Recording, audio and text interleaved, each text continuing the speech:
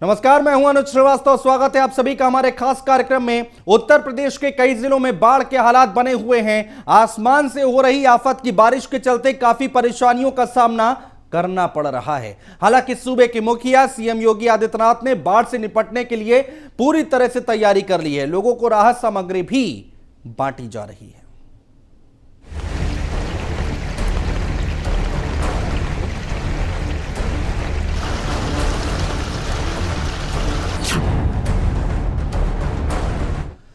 उत्तर प्रदेश के कई जिलों में बाढ़ जैसे हालात बने हुए हैं और प्रयागराज से तस्वीरें सामने आई हैं। हमीरपुर से लेकर उन तमाम जिलों में आसमान से बारिश हो रही है और आप 6 तस्वीरें देख सकते हैं जिस तरह से चारों तरफ जल प्रलय के हालात बने हुए हैं। पहली तस्वीर वाराणसी की आप देख रहे हैं। हमीरपुर, प्रयागराज, रायबरेली, आगरा, चंदौली, जहां पर चारों तरफ हाहाकार मचा हुआ है। बारिश लगातार हो रही है, बाढ़ के हालात बने हुए हैं, लोगों को खासी दिक्कतों का सामना करना पड़ रहा है। बाढ़, बारिश और हाहाकार, इन तस्वीरों को देखकर आप अंदाजा लगा सकते हैं कि क्या कुछ हालात बने हुए हैं। उत्तर प्रदेश के वाराणसी में चारों तरफ पानी पानी है। हमीरपुर, प्रयागराज, रायबरेली, आगरा, चंदौली में बाढ़ जैसे हालात बने हुए हैं। और यूपी के कई जिलों में बाढ़ और बारिश से आम जनजीवन अस्त व्यस्त हो गया है। कई जिलों में बाढ़ का पानी घरों में घुस गया है, लोग पलायन करने को मजबूर हैं। एनडीआरएफ की टीम को भी लोगों की मदद के लिए लगाया गया है। प्रशासन ने भी अधिकारियों को राहत और बचाव कार्य में तेजी लाने को कहा है।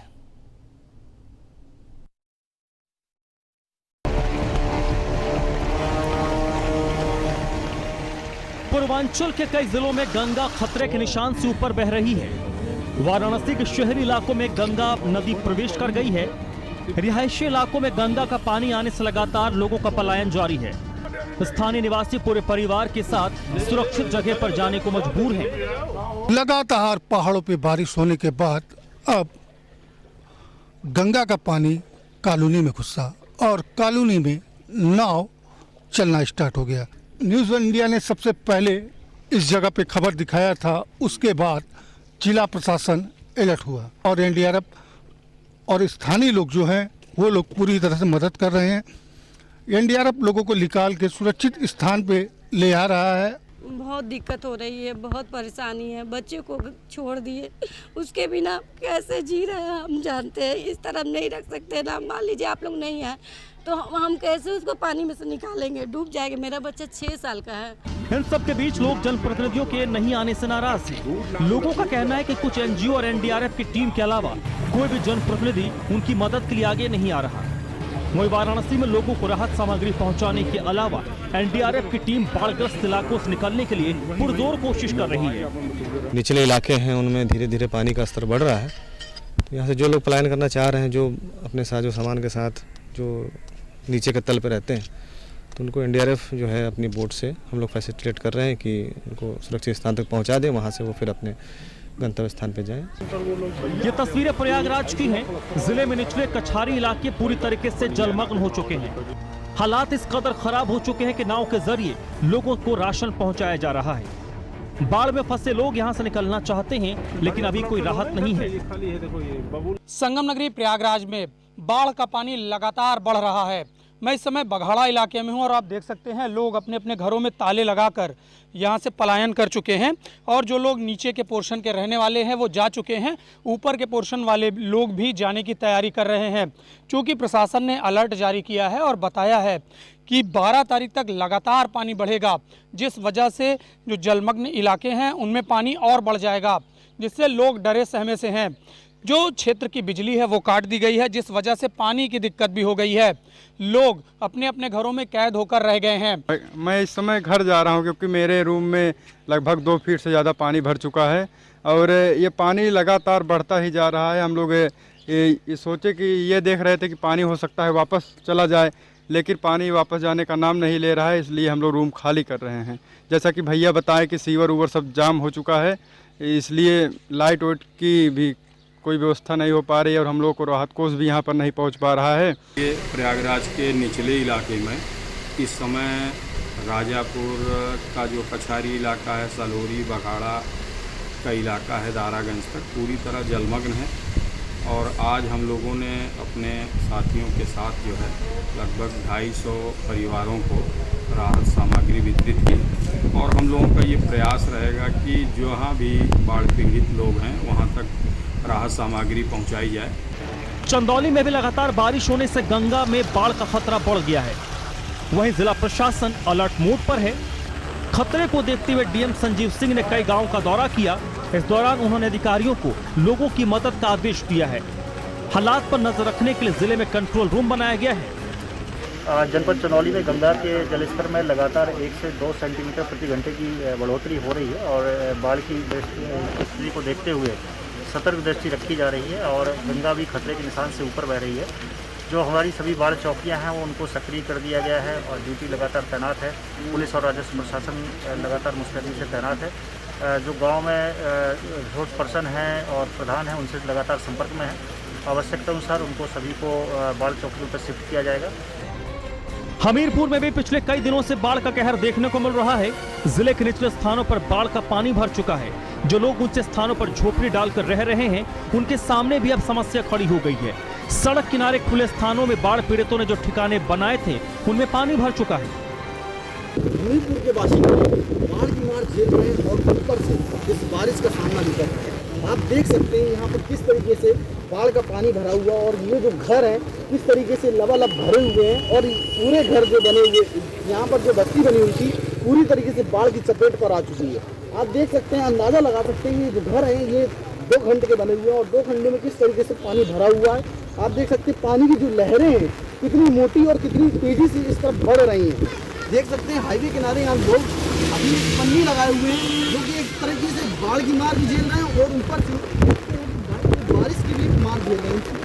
कि इनको किस तरीके की समस्याओं का सामना करना पड़ता है और यहाँ के जो लोग हैं जो प्रशासन के अधिकारी हैं वो दावे करते हैं कि यहाँ पर हम पूरी व्यवस्था इनकी मुहैया करा रहे हैं। बाढ़ ठीक है और ऊपर से बारिश भी हो रही है। बारिश हो रही है, बरसाती भी नहीं, फटी फूटी दाढ़ी है, बच्चे क्या करें। तो भैया कुछ रह भी रहा है, हमारा घर पूरा डूबा पड़ा है। ये कुछ राशन नहीं मिल रहा है। जो राशन है तो जो सूखे में उनको राशन की पर्ची बना रहे हैं, हमारी पर्ची नहीं बना रहे हैं। जाहिर है बाढ़ और बारिश ने लोगों की परेशानी बढ़ा दी है। लोगों को मदद की दरकार है। खास तौर से निचले इलाके में रहने वाले लोगों के सामने तो जिंदगी की जंग अब बड़ी हो चली है। वाराणसी से सुजीत पटेल, प्रयागराज से आलोक मालवीय, चंदौली से राम जायसवाल और हमीरपुर से अभिषेक कुमार की रिपोर्ट, न्यूज़ 1 इंडिया। और वहीं बाढ़ से प्रभावित इलाकों का सीएम योगी ने हवाई सर्वेक्षण किया। सीएम योगी ने हालात का जायजा लेने के बाद बाढ़ प्रभावित इलाकों में राहत सामग्री का वितरण भी किया। दिखाते हैं आपको।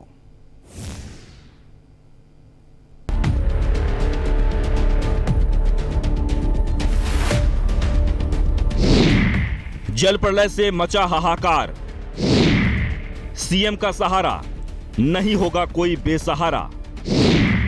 बाढ़ पीड़ितों को सीएम ने बांटे राहत सामग्री।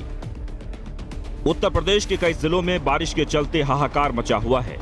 कहीं पूरा गांव बाढ़ के चपेट में आ गया है तो कहीं शहर और गांव का संपर्क टूट गया है, जिससे लोगों को काफी परेशानियों का सामना करना पड़ रहा है। जिसे लेकर सूबे के सीएम योगी आदित्यनाथ ने हमीरपुर और जालौन में बाढ़ प्रभावित क्षेत्रों का हवाई सर्वेक्षण किया। इसके बाद उन्होंने बाढ़ प्रभावित लोगों को राहत सामग्री बांटी। इसके बाद सीएम योगी ने जनप्रतिनिधि और जिला अधिकारियों के साथ बाढ़ आपदा राहत कार्य की समीक्षा बैठक भी की। मुख्यमंत्री योगी आदित्यनाथ ने कहा कि यमुना और बेतवा नदी में काफी मात्रा में जल छोड़ा गया है, जिसकी वजह से यहां बाढ़ की स्थिति हुई है। लगभग 90 गांव बाढ़ के चपेट में आए हैं। बाढ़ प्रभावित क्षेत्रों में राहत सामग्री बांटी जा रही है।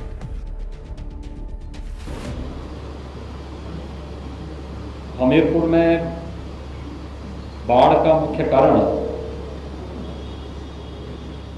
यमुना जी में और बेतवा नदी में पर जल छोड़ने के कारण हुआ है। यमुना जी में जो पानी आया है चंबल कोटा डैम राजस्थान से और बेतवा में माता टीला से काफी बड़ी मात्रा में जल छोड़ने के कारण यहां पर बाढ़ की स्थिति हुई है। लगभग 90 गांव इसकी चपेट में आए हैं। स्थानीय हमारे जनप्रतिनिधियों ने, प्रशासन ने, एसडीआरएफ और पीएससी की फ्लड यूनिट बचाव और राहत कार्य के साथ जुटी हुई है।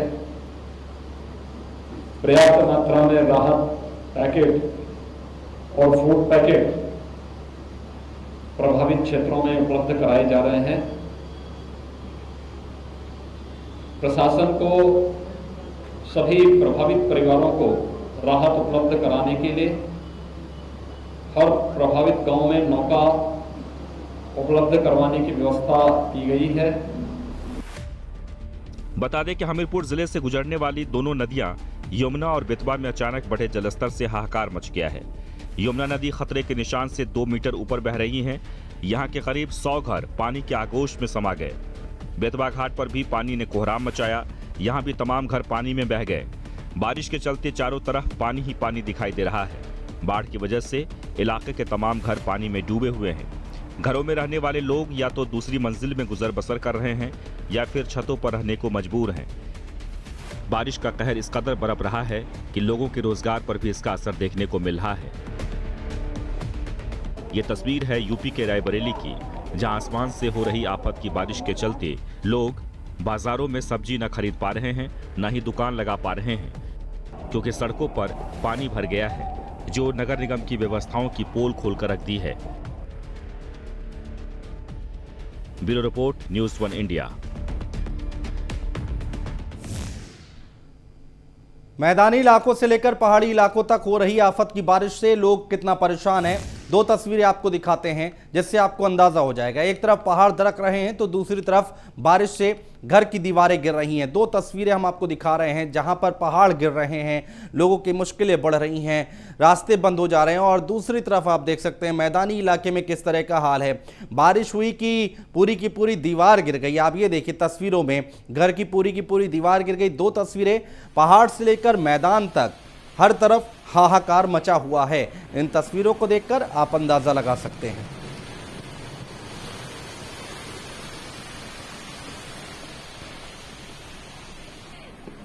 तो दरकते पहाड़, जहां पर पहाड़ दरकने की तस्वीरें हमारे सामने आई हैं और रास्ते बंद हो गए हैं, लोग परेशान घूम रहे हैं, लोगों की जान पर बनाई है। दूसरी तस्वीर जो आप देख पा रहे हैं मैदानी इलाके की है, जहां पर दीवार गिर गई है। तो लगातार जो बारिश हो रही है, ये आफत की बारिश लोगों के लिए मुश्किलें पैदा कर रही है, लोगों की जान पर बनी हुई है, लोग परेशान हैं। कई जगहों पर बाढ़ जैसे हालात हैं और पहाड़ों के क्या हालात हैं, पहली तस्वीर देखकर आप अंदाजा लगा सकते हैं। कहते हैं जल ही जीवन है, जल के बिना नहीं जिया जा सकता है, लेकिन यूपी के सहारनपुर में एक ऐसा गांव है जहां लोग प्यासे रहने को मजबूर हैं। हैंडपंप से गंदा पानी निकल रहा है। दूर दराज से महिलाएं पानी लाने को मजबूर हैं क्योंकि जल निगम अपने में ही मस्त है। देखिए हमारी एक खास रिपोर्ट।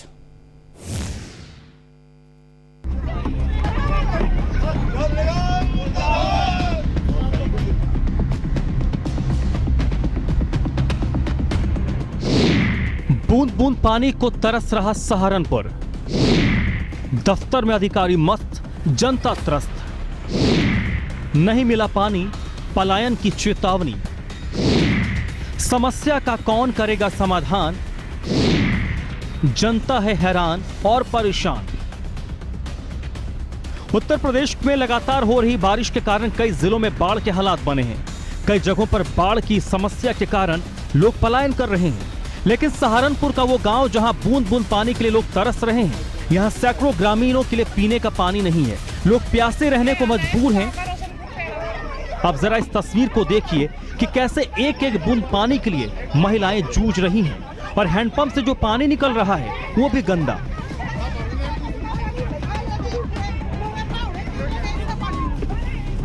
पानी की समस्या है जी। 20-25 दिन है गाँव में पानी नहीं आ रहा। जो नलकों में पानी आ रहा है बेकार पड़े। इस गाँव में कोई समाधान पानी का नहीं आ रहा। पानी बिना बहुत दिक्कत है रही। फिर नदियों खाड़ों में गड्ढे ठाए, फिर बच्चों छोड़ रहे, बच्चे रह रहे, घर पर परेशान है, रोटी भी टाइम से नहीं बन रही है। यह समस्या है जी। बढ़िया मोटर आनी चाहिए। कहीं फेरी मोटर आएगी वहाँ भी जड़गी, कोई मोटर का समाधान नहीं बढ़िया है। अगर नहीं हुआ फिर क्या करूँ? नहीं हो जी प्लान कर दो और क्या है। बैठेंगे बच्चों लेकर जहाँ जाया जाएगा। इन प्यासे गांव के लोगों की पुकार कोई नहीं सुन रहा। दफ्तर में बैठे बाबू मस्त हैं, लेकिन जनता पानी के लिए त्रस्त है।